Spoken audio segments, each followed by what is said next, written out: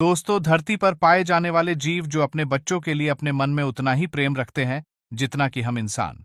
लेकिन दोस्तों, इस एनिमल किंगडम में कुछ जानवर ऐसे भी हैं जो अपने बच्चों को ही मारने पर उतारू हो जाते हैं। और आज के इस वीडियो में हम कुछ ऐसे जानवरों के बारे में ही बात करेंगे जो अपने बच्चों के लिए दुश्मन साबित होते हैं। Number 1, rebate. खरगोश एक बहुत ही प्यारा जानवर है जो कि दिखने में बहुत ही मासूम लगता है। लेकिन यही मासूम सा दिखने वाला खरगोश अपने बच्चों को जन्म देने के बाद उन्हें मारकर खा जाता है। लेकिन आखिर ऐसे क्या हालात आ जाते हैं कि खरगोश को अपने ही बच्चों को खाना पड़ता है? दरअसल दोस्तों, जब मादा खरगोश को बहुत ज्यादा भूख लगती है और उसके आसपास हरी घास और भोजन पर्याप्त मात्रा में नहीं होता, तो ऐसे हालात में वह अपने नए जन्मे बच्चे को ही अपना भोजन बना लेती है। और नर खरगोश भी मादा खरगोश के साथ दोबारा मेटिंग करने के लिए अपने बच्चों को खा जाता है। और यह बात सुनने में शायद आपको अजीब लगेगी कि मादा खरगोश अपने बच्चों को दूसरे शिकारी जानवरों से बचाने के लिए भी उन्हें खा जाती है। नंबर 2, पांडा। दोस्तों, पांडा एक बहुत ही खूबसूरत जानवर है।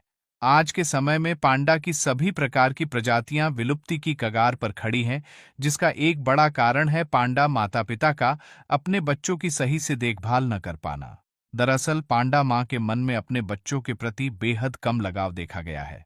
जन्म के समय पांडा बच्चों का वजन मात्र 150 ग्राम ही होता है और ये बच्चे पूरी तरह से अंधे और असहाय होते हैं।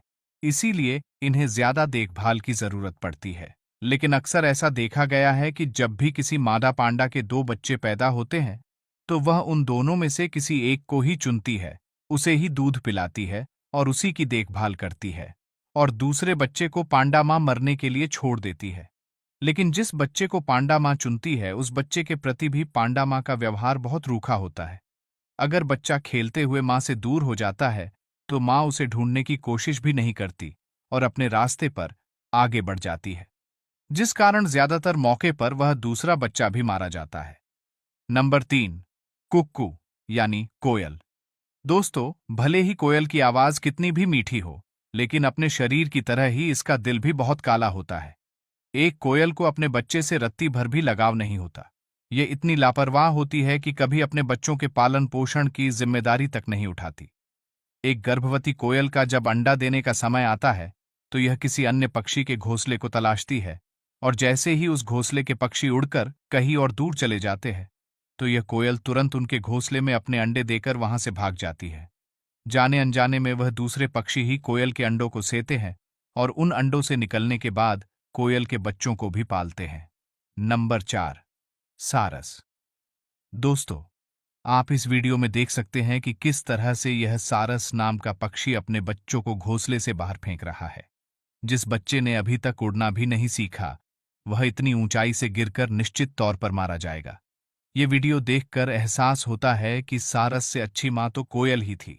कोयल भले ही अपने बच्चों को अनाथ छोड़ देती है, लेकिन कम से कम अपने बच्चों को जान से तो नहीं मारती।